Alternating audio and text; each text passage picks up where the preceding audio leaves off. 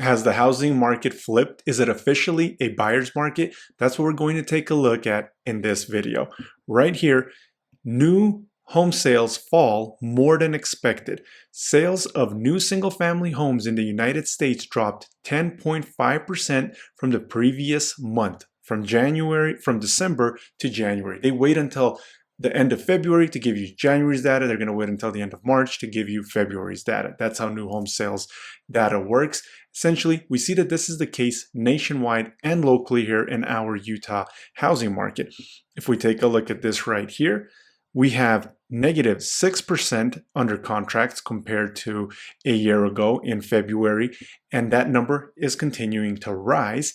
And remember that in 2022, that second half that hit the nationwide housing market, Salt Lake City was one of the hardest hit. So our under contracts are not even close to what they were during the pandemic peaks of 7,000 and 8,000 and the pre-pandemic peaks of being well over 5,000 at this point. We see that we're still at 3,900, last year 4,200.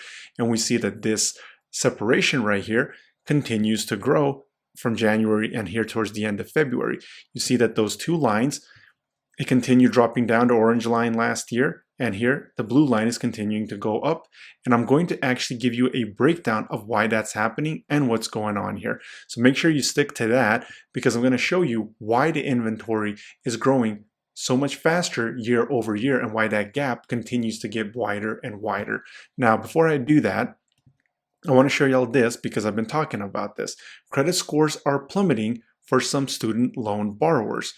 And right here, student loan borrowers are seeing their credit scores drop sharply after loan servicers begin reporting delinquencies because of missed payments. Several affected people told Newsweek. Right here, we see points of 200 points credit score has dropped. Credit score has dropped upwards of 200 points. Now, I've been saying that this is something that could potentially be hitting here in 2025. They're saying upwards of 7 million people could be impacted when student loans do turn on. Delinquencies, meaning they're not going to be able to buy cars or houses, the two biggest commodities that people buy year in, year out here in the US of A. Now, that's going to impact people and it's going to impact the economy. I did talk to one of my friends. His servicer actually said that his payments won't resume until September. No interest, no late payments. I have no idea what's going on with it, but we do see that some people have been impacted by as much as 200 points lost on their credit score. That's huge. Now, back over here to the data of what's going on, and we see that the inventory difference is 38.57%. That gap continues to grow with how much more inventory we have year over year. Last week, we peaked at about 38%. This time here Wednesday night, we're at 38%, meaning that we're going to have over 40%. Now, if you would actually like a breakdown of the counties, I can put that together. Put down in the comments if you're interested, want me to make a video where I go what the counties are: Salt Lake County, Utah County, Davis County, Weber County, all the different counties, what the inventory is looking like year over year, because some are actually already more than 40% inventory year over year. So if you are interested in that, put down in the comments that you're interested. Just if I do get enough people that are, I'll make that video and put what county you're interested in as well. Now, over here, when we take a look under contracts, you see this blue line. It is less than it was any previous year going back to 2021. Now, I want to analyze what I've compiled here on the Excel sheet.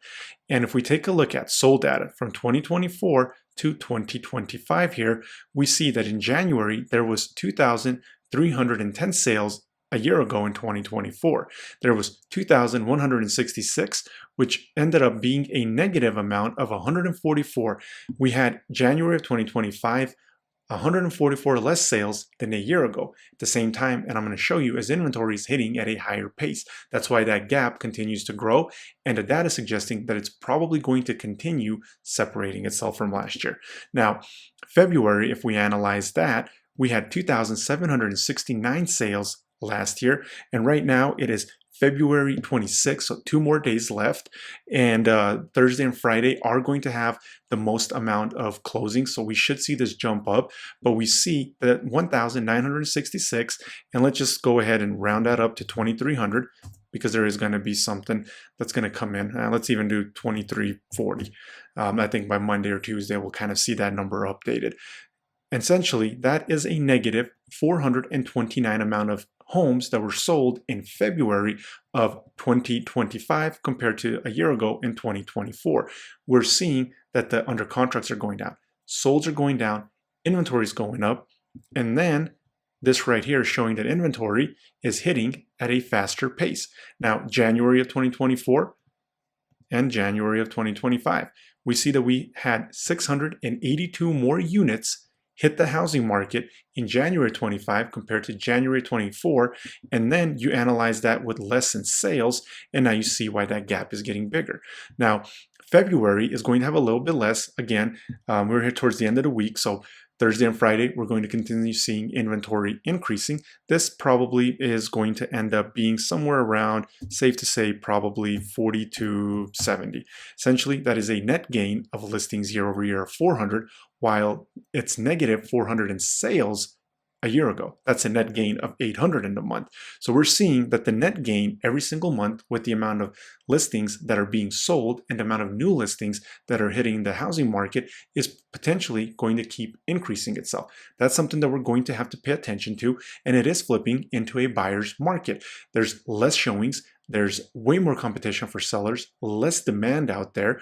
We know that the buyers are just not coming to the market at the same pace that they were a year ago, which is all resembling a very weak seller's market here in the spring. I was anticipating this since last year, that we would have a weaker selling season in the spring here of this year, and at the second half of 2025 most likely is going to be an even better buyer market, and it's turning into a better buyer's market. So right there, we're analyzing the data. Now I want to show you guys something over here and why this is important. So this is Jerome Powell saying it's a low hiring environment. If you have a job, it's all good. But if you have to find one, the hiring rates have come down. And then right here, he says, if there was a spike in layoffs, he continued, if companies were to start reducing headcount, you would see unemployment go up pretty quickly because the hiring rate is quite low. And the reason I bring this up is what's going on with the federal government. So we see right here, there is going to be some historic job layoffs and job cuts. Now, if we have some very big amount of job cuts, well, Jerome Powell has said that that is potentially going to spike layoff, or if layoffs spike, that the unemployment rate could go up pretty quickly because it's going to be hard to replace a job. So if you have a job, you're good. If you're looking for a job, it's probably not a good time. That's what I'm going to leave it at.